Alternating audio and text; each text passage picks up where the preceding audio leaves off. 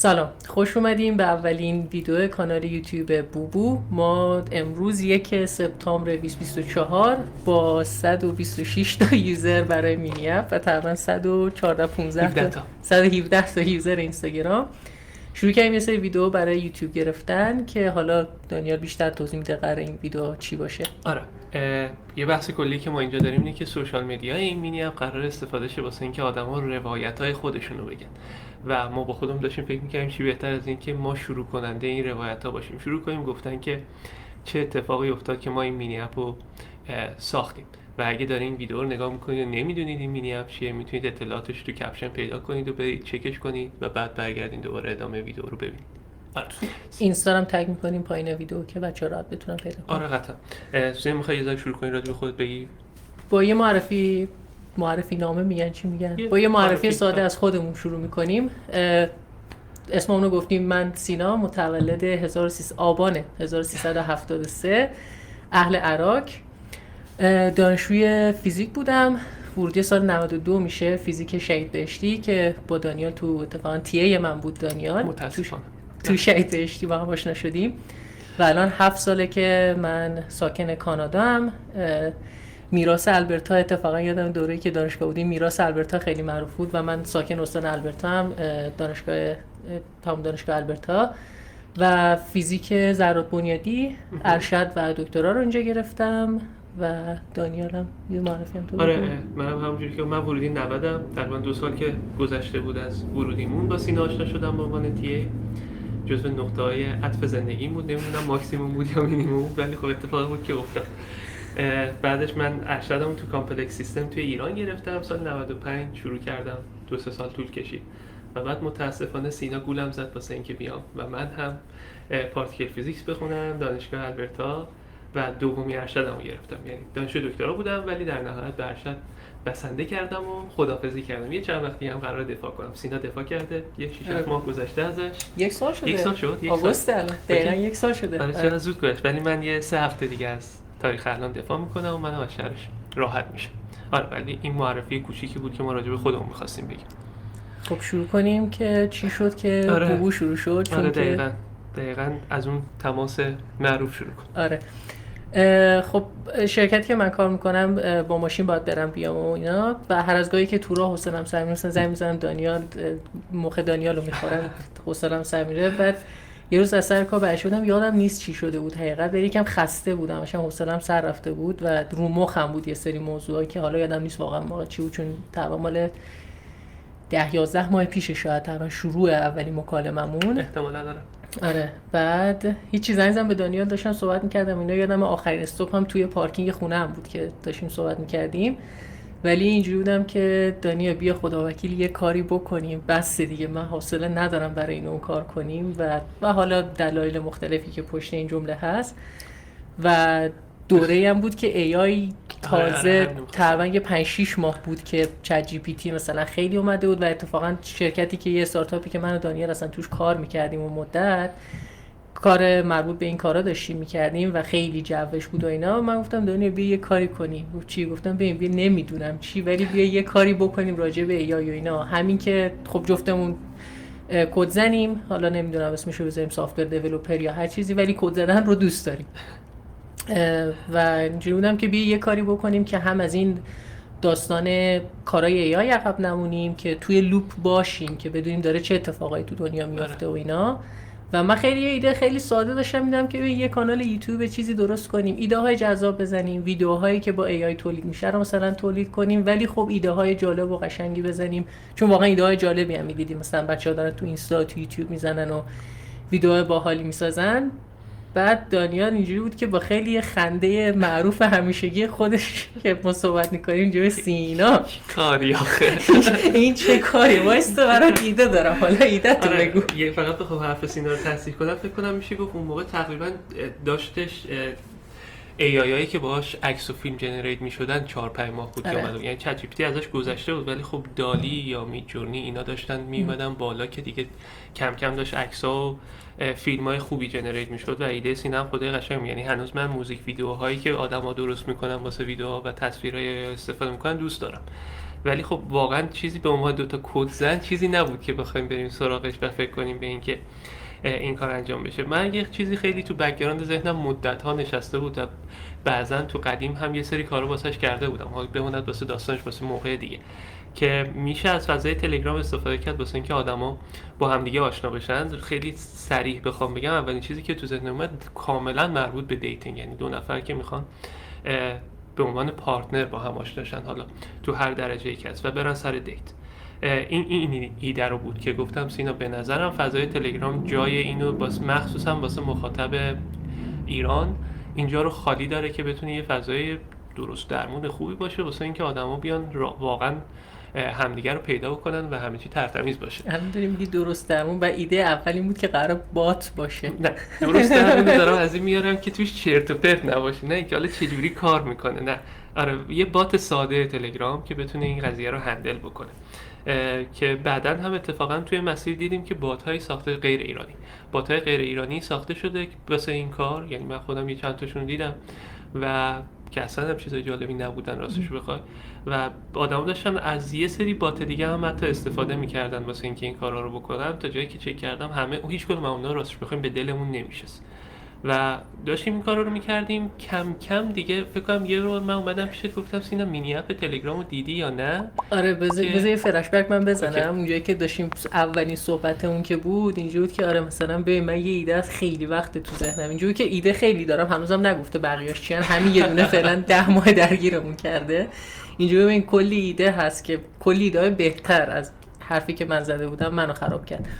اینجوری که کلی ایده بهتر از اینی که تو داری چرت و پرتی که تو داری میگی من دارم. یکیش اینه، منم اینجوری بودم ببین اصلا واسم مهم نیست، بیا یه کاری بکنیم، میتونیم بشینیم صحبت کنیم ایده چیه اینا، که من و دانیال اصلا خیلی راحت با هم صحبت میکنیم و تعارفی نداریم اینا. گفتم ببین اگر چیزی نیست که دوست داشته باشی تکی انجام بدی، ایده رو بذار وسط بشینیم صحبت کنیم ببینیم چیه. اینجا میتونم چیز بگم؟ اصلا این ایده که داشتم میگفتم بماند که اصلا دوستم نداشتم تکی انجام بدم، ولی میخواستم تکی انجام بدم، غیر قابل انجام بود، چون که سینا یه سری توانایی تو کد زدن داره که من اصلا هیچ کدومشون ندارم و همین آره باید یه بار صحبت کنیم راجع به اینکه چجوری آره. اصلا ما با هم لینک میشیم، چون برای خودم واقعا خیلی جالبه. حالا اون بمونه یه تایم دیگه داریم پرت میشیم از موضوع. ولی آره خلاصه اینجوری بود که با بات شروع شد و اینا. گفتم که این ایده رو بگو، گفت آره مثلا یه محیطی باشه بچه‌ها بتونن مثلا همدیگه رو ببینن آشناشن و همه چیزایی که خودش گفت. بعد دیگه نشستیم حالا یه چند باری اینجوری بودیم اوکی بیا آسته آسته شروع کنیم صحبت کردن و چی کار کردن و اینا. و اون موقع این مثلا مال تقریبا اواخر 2023 پارسال، تقریبا 10 ماه پیشه و مینی اپ های تلگرام انقدی نیومده بودن بالا. آره دقیقاً، یعنی ما اون موقع فکر کنم مطمئنم همستر رو نداشتیم یا حداقل نمیدونستیم وجود داره، ولی نات کوین داشت میومد. ممکن ما خبردار نشده باشیم در لحظه، چون یادم یکی از مثال اولیه که زدیم اول شطرنج رو فرستادی. آره که یه شطرنجی من واسه سینا فرستادم که جزء اولین مینی اپ کلکوپرمون ریخته بود اینجوری که اوه اصلا این چیه، این تلگرام یه دکمه میزنی صفحه شطرنج باز میشه اینطوری بود و دو نفر میتونن واسه هم دیگه لینک بفرستن، شطرنج باز میشه و قشنگ شبیه یه اپیه که نه قشنگ یه اپیه که داره تو تلگرام باز میشه و اصلا مغزمون ترک خورده بود که اصلا این چی داره چجوری کار میکنه. خیلی زود چیز بود دیگه، نمیدونم چی بگم چقدر اصلا یادم میاد، ولی خیلی زود نات کوین رو هم دیدیم که نات کوین اومد و گفتیم اوکی این داره از این فضا استفاده میشه واسه اینکه یه سری اپ بیاد و دیگه بقیه‌اش کرم سینا بود. آره دانیال جو که سینا باتر رو بریم یا فلان بسار، بعد داشتیم یه سری صحبت میکردیم و اینا. گفتم دانیال الان باتر رو بیاریم بالا خیلی چیز مسخره، یه یوزر میخواد حالا که این مینی اپ رو به هم نشون دادی این آپشنه هست، باتو تصور کن مثلا طرف میخواد بیاد یه دوتا دکمه بزنه، اصلا هم یه چیز حوصله سرور مسخره یه، بعد بات هم دیگه خودتون دیدی دیگه هی میخواد پیام زیر پیام بشینه، اصلا یه چیز قاراش میشی میخواد اون وسط در بیاد که اینجوریام ببین نمیگیره اصلا همچین کاری و هیچ جذابیت واسه خود من نداره که من بخوام بشینم مثلا کد اینو بزنم تهش بخواد به دل خودم نشینه و همیشه هم به اون ثابت شده کاری که به دل خودمون نمیشینه قطعا تهش خوب در نمیاد. آره ولی خب به قیمت این برامون شد که رفتیم مینی اپ پاره شدیم. دقیقاً هم می‌خواستم به قیمت این تموم شد. خب دلیلی که من یه ذره مقاومت می‌کردم سرش نه به خاطر اینکه حرف سینا رو قبول نداشتم که درست داره میگه، قطعا داشت درست میگه، فقط اون دانشی که تو اون لحظه که ما داشتیم و شروع کردیم به صحبت کردن رو در حدی تو اون لحظه نمیدیدم که بتونیم از پس مینی اپه بر بیایم. ضمن که حداقل خود منم تو اون تایم 10 ماه یه سری چالشایی داشتم که من میرفتم تز می‌نوشتم دفاع کنم، تو معلوم نبود خب سر کار دقیقاً چقدر میتونی وقت بذاری واسه اینکه همزمان با سر کارت این کارو بکنی و بریم کلی چیز میز یاد بگیریم. باره شدیم خلاص. آره ما هیچ وقت تا جایی که من یادم میتونم بگم هیچ وقت ما نرفتیم اون سمت اینکه اصلا چیزی از فرانت ببینیم حتی تو زندگیمون که مثلا داره چیکار یه ذره HTML اینا واسه دل خودمون قبلش یاد گرفته بودیم، ولی هیچ وقت سمت اینکه مثلا جاوا اسکریپت و اینا بتونیم کار بکنیم نبود. همه اینا رو انداخت تو پاچه من، یعنی آره. همه رو تا ته کرد تو پاچه من. ما داشتیم شروع کردیم ساعت زدن که بدونیم که تایمی دستمون باشه که اصلا داریم چقدر وقت میذاریم و اینا. دانیال اینجوری که سینا من دارم تز مینویسم فلان بسا هی ساعتاشو نمیزد، به هی من داشتم جاوا اسکریپت یاد میگرفتم و اینا، داشتم پروژه انجام میدادم که یه ذره هم مثلا جاوا اسکریپت یادم بیاد که نه یاد بگیرم، چون واقعا کار نکرده بودم هیچ وقت. HTML ببینم چیه، CSS ببینم چیه. من کلی پروژه زدم بعد واسه دانیال می‌خواستم دانیال اینا رو تو بزن که با هم دستمون باز باشه اگه نیاز شد پاس بدیم به هم دیگه. کلا دانیال داره کد نمیزنه از الان بگم، فقط کد باتو داره میزنه. همه JS ها اینا همه رو انداخت تو پاچه من. لوکیشن زدم اینورم کد زدم. آره خلاصه هر چی JS و HTML و اینا بود رفت تو پاچه من.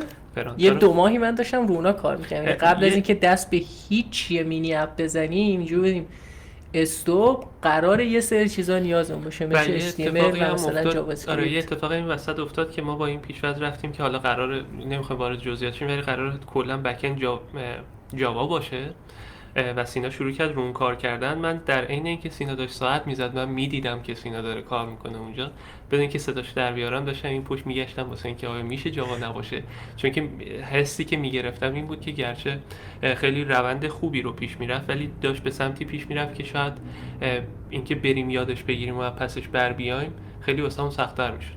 واسه همین از اطلاعاتی که قبلا داشتیم خیلی خلاصه پایتون کار بودیم. من اینطوری بودم میشه پایتون استفاده کرد یا نه. بموند یه سری اتفاقا افتاد، فقط سینا رفت و یه سری چیزا یه سری کارا کرد، بنده خدا شروع کرد حتی مینی اپ رو سرش رو هم زدن. من یه روزی زنگ زدم بهش گفتم ببین نترس، اصلا نترس، ولی چیزایی که زدی رو بریزیم دور دوباره بیا اینطوری شروع کنیم.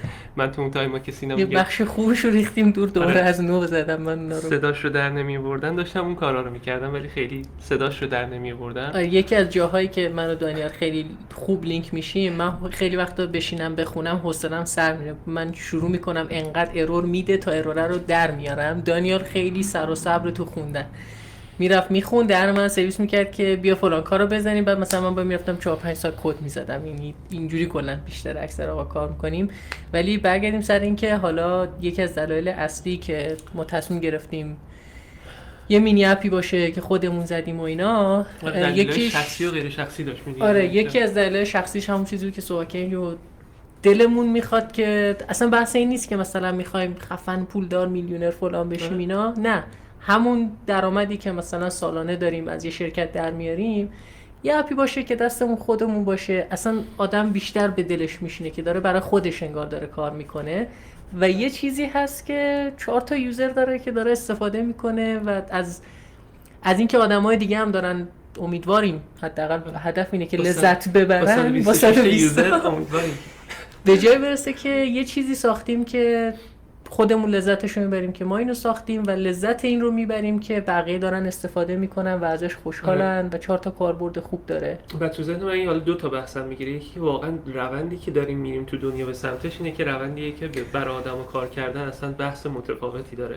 دوم این چیزی که یعنی اینطوری بخوام بگم که کارمندی تو بیشتر کشورها به نظر من داره میبره به سمت اینکه آدما رو به تعریف بردگی قدیم تبدیل میکنه، بردهداری نوین بهش میگن واقعا. و دومین مشکلی که هست اینه که تو جاهایی که حداقل تا الان کار کردیم، تجربه شخصی منه، واقعا بی‌انصافی نخوام بکنم، متوسط رو دارم میگم، تاثیر کاری که در لحظه میکردیم رو من نمیدیدم روی موضوع. یعنی خیلی از کارامون دور ریخته میشد، شاید خیلی نظرامون شاید شنیده نمیشد توی کارهایی که میکردیم و حتی اونایی که شنیده میشد نمیفهمیدیم که آقا مثلا اینو بردن بالا، مثلا نظر یوزر چی بود، گفت خوبه، گفت بده، قراره برداریم، هیچ چیزی رو نمیدیدیم. و بعد یه مدت من خودم این خستگی واسم میآورد که میخواستم شروع کنم به کار کردن. اینطوری بودم خب اوکی وقتی من نمیبینم چی داره میشه چرا این کارو بکنم، در صورتی که کاری که واسه خودت باشه کوچکترین تغییری که بهش بدی حالا چه اتفاق خوبی بیفته چه بدتر خرابش بکنی رو میتونی ببینی که این اتفاق افتاده. مثل همین ویدیو یوتیوبی که داریم میدیم و نمیدونیم چی میشه، یه متن 4 تا گذاشتیم که یادمون باشه راجع به چیا می‌خوایم صحبت کنیم، بدون هیچ متنی داریم میریم جلو ببینیم راجع به چیا صحبت می‌کنیم. این یکی از اون چیزاست که خیلی کوتاه مدت میشه تاثیرشو دید. و یه چیز دیگه هم که حالا راجع به کمپانی‌ها هست و خیلی بارها و بارها من و دانیال نشستیم صحبت کردیم، چون من و دانیال از که 10 سال همدیگه رو میشناسیم و یه چیزی که خیلی رو مخه اینه که کمپانی‌ها تبدیل شدن واقعا، حالا ببخشید لفظ فارسیشو نمیدونم بهش میگن مانی گرب یا کش گرب، که فقط واسه شون پول مهمه. یعنی شما برمیگردید این چند سال اخیر رو نگاه میکنی، همشون شروع کردن اشتراک‌های ماهانه فروختن، بعد کمپانی میاد پول میگیره از کمپانی‌های دیگه که تبلیغش رو نشون بده، مثلا یوتیوب، بعد خودش میاد اکانت پریمیوم میفروشه که به تو تبلیغ نشون نده. یعنی از همه طرف فقط میخوام پول بگیرن. اد بلاکرها رو داره، مثلا خود یوتیوب ها مثالی که زدم داره میزه دهن اد بلاکرها رو، اوایل خود گوگل داشت کمکشون میکرد اصلا و الان خودش داره میزنه دهن اونا رو سرویس میکنه که به زور بتونه به شما اون ادورتایزمنت رو نشون بده، اون تبلیغ رو نشون بده که بتونه از یوزر پول بگیره. و فقط حالا تا یه جای این قابل درکه، خب سرور دارن، دیولپر دارن، یه سری هزینه ها واسهشون داره و اون هزینه ها باید برگرده تا کمپانی بتونه دوباره اون پول رو سرمایه گذاری کنه، اون اپ رو بهتر کنه. تا یه حدش قابل فهمه، ولی وقتی تبدیل میشه به یه کمپانی عمومی و ملت شروع میکنن مثلا سهامش رو خرید و فروش کردن و اینا، اون پول خیلی شروع میکنه واسهشون مهم شدن و یوزر شروع میکنه پرت شدن بیرون. من فکر کنم این اتفاق، حالا این کاش قبل ویدیو چک می‌کردیم، این اتفاقی که واسه اسپاتیفای افتاد، یعنی بنیانگذارش نمیخواست که این اسپاتیفای امروزی باشه، به محض اینکه اینوسترها گرفتن دستشون، فورس کردن، زور کردن که آقا اون اتفاق بیفته و اسپاتیفای امروز رو ما داشته باشیم با اون تبلیغایی که من خودم به سینه همیشه میگم مشکلی که با تبلیغ دارم اون که داری تبلیغ میری ولی یهو وسطش یه صدایی میاد که اصلا من اینطوری چیزی شده، مثلا ماشین تصادف کرده، چه اتفاقی افتاده، هدفونم برمی‌دارم این بیرونه تو، و فکر می‌کنم هدفشون هم همینه که یه صدایی بدن که تو دقیقاً تو متوجه شی یه اتفاقی داره میفته و نظرتو جلب کنه. آره این بحث کمپانی‌ها و ضمن اینکه نمیدونم چقدر با جزئیات گفتیم، دوست داشتیم واقعا یه جایی داشته باشیم که صدایی هم وجود داشته باشه به عنوان یه کانالی که هم خودمون بتونیم با یه سری آدم صحبت کنیم، هم آدما این فرصت رو داشته باشن که حرف بزنن بدون اینکه نگران خیلی جزئیاتی باشن که امروزا آدم میخواد حرف بزنه نگرانش میشه که قضاوتات چیه، آیا اینکه حرفی که دارم میزنم درسته یا یه اتفاق بزرگی افتاده تو جامعه کردیم برای شروعش. آره که آقا یه چیز ببخشید کلام میگه که یه چیز خیلی ساده است، یه ویدیو، یه دوربین گذاشتیم اینجا واقعا بدون هیچ متنی، چی میگم یه کاغذ اینه که فقط یه 3-4 تا مطلب بزرگی که دوست داشتیم حتما کاور بشه رو بگیم و پس فردا بتونن بچهای دیگه هم همین کارو بکنن. مثلا یه سری حالا اتفاقاتی که قراره توی اپ بیفته و جالب باشه و آدما مثلا بیان داستاناشون رو مثلا بگن و خیلی ساده باشه، قرار نیست که اتفاق خیلی خاصی بیفته، نمیدونم کانال خیلی خفنی داشته باشه، این چیزی هر کس بیا خیلی راحت داستانشو بگه و یه صدایی داشته باشن، هم خودمون یه صدایی داشته باشیم به خاطر تعداد یوزرایی که امیدواریم یه روزی داشته باشیم و همین که بتونیم این صدا رو به بقیه بدیم. و وقتی شما کمپانی نیستی که یه عالمه چند 10,000 نفر یا حالا چند صد نفر مثلا شما دیولپر و مارکتینگ و فلان و بسار داری، دلیل نداره نگران خیلی چیزا باشی و با یه سری هزینه‌های خیلی معقول منطقی میتونی همه اون کارهایی که دوست داری بکنی رو بتونی انجام بدی توش. آره دقیقاً اون صدا داشتن خیلی واسمون مهم بود و فقط تنها تغییری که اون شروع کار کرد یعنی با دیتینگ اپ شروع کردیم و ایده رو گذاشتیم و حتی شاید بتونم بگم نسخه‌ای که الان بالا هست یعنی 1 سپتامبر هستیم و ورژنی که بالا هست خیلی هنوز شبیه به یه دونه دیتینگ اپ خیلی کلاسیک، ولی خب مثلا اینه که من و سینا حداقل میدونیم و مطمئنیم از یه سری قسمتاش که این قرار نیست که دیتینگ اپ خیلی ساده بمونه. اولا که میشه همین الان هم استفاده کرد واسه اینکه آدم دوست پیدا بکنه یا خیلی فرض کن آره دنبال یه کسی میگرده که میخواد گپ بزنه باهاش، رفته دانشگاه میخواد یه آدم جدید بشناسه، مهاجرت کرده یه جای جدیده میخواد 4 تا آدم جدید بشناسه، همه اینا رو الان هم ساپورت میکنه ولی حداقل قیافه و فرمت کلی شبیه دیتینگ اپ کلاسیکه، ولی مطمئنیم که اینطوری نمیمونه، خیلی چیزای جذاب قراره ویدیوهای دیگه داشته باشیم، خیلی نمیخوایم الان راجع به صحبت کنیم. کلی اتفاق جذاب دوست داریم توی این اپ بیفته و کلی برنامه‌ها واسش داریم. امیدواریم که یه تعداد یوزر خوبی خیلی زود داشته باشیم، ولی اگر این سفر خیلی کند هم شروع بشه با دانیا صحبت کردیم که قرار نیست این قضیه رو ولش کنیم. میخوایم تا یه جایی بریم که بالاخره یه روزی این بیاد بالا و یه چیز قشنگی بیاد بالا. یعنی واقعا همیشه دوست داشتیم که و یه سری حالا یه جمله تایی بگم و یواش یواش ببندیم این ویدیو رو، که همیشه یه اتفاقی که میفته اینه که میشینی اون ور گود میگی لنگش کن و میتونه یه تجربه جالبی باشه که اگر واقعا یه روزی بزرگ شدیم میتونیم اون هویت خودمون رو نگه داریم و ادعایی که این روز اول داریم میکنیم همه رو نگه داریم و ما هم تبدیل نشیم یه روزی به اینه که پول شروع کنه گولت زدن و اینا. به خودمون اعتماد داریم که قرار نیست این همچین اتفاقی بیفته، چون هدف و شروعش و دلیلش یه چیز دیگه ای بوده، ولی خب یه تجربه جالبی میتونه باشه. و این ویدیو رو میتونیم موقع ببینیم یادمون میفته. آره. و یکی از دلایلش هم همینه دیگه که این تاریخچه این اپ از هم روز اول باشه و ما همه صحبت‌ها رو بکنیم و همه چی صادقانه و رو باشه و فکر کنم واسه ویدیو اول کافی باشه. با 126 تا یوزر ازتون میتونیم الان خداحافظی کنیم و امیدوارم که تو ویدیوهای بعدی بیشتر راجع به جزئیاتش صحبت کنیم که بگیم ذهنیتمون چیه، دوباره ادامه چالش‌هایی که همین الان درگیرشیم چی میتونه باشه و داستان رو کلا انواع اقسام روش‌هایی که پاره شدیم. آره و تو این داستان باشیم با هم دیگه بشنویم و امیدواریم که خیلی زود صدای آدمایی که این ویدیو رو ممکنه ببینن رو هم بشنویم و داستانای اونا رو هم ببینیم که واقعا دوست داشتنی و جالب میشه. بله. آره و در نهایت حالا اینم بگیم طبق رسم یوتیوبه که سابسکرایب، لایک، کامنت همه اینو کمک میکنه. اگه حس میکنید چیزیه که جالبه واسهتون، دوست دارید ویدیوهای بعدی رو ببینید و به ما هم کمک میکنه که از جاهای مختلف بتونیم دیده بشیم و یوزرهای جدید جذب کنیم و کار جذابتری بکنیم و لینک اینستا و اینا رو هم توی کپشن سری اطلاعات میذاریم تا ویدیو بعدی دیگه. آره فعلا خداحافظ.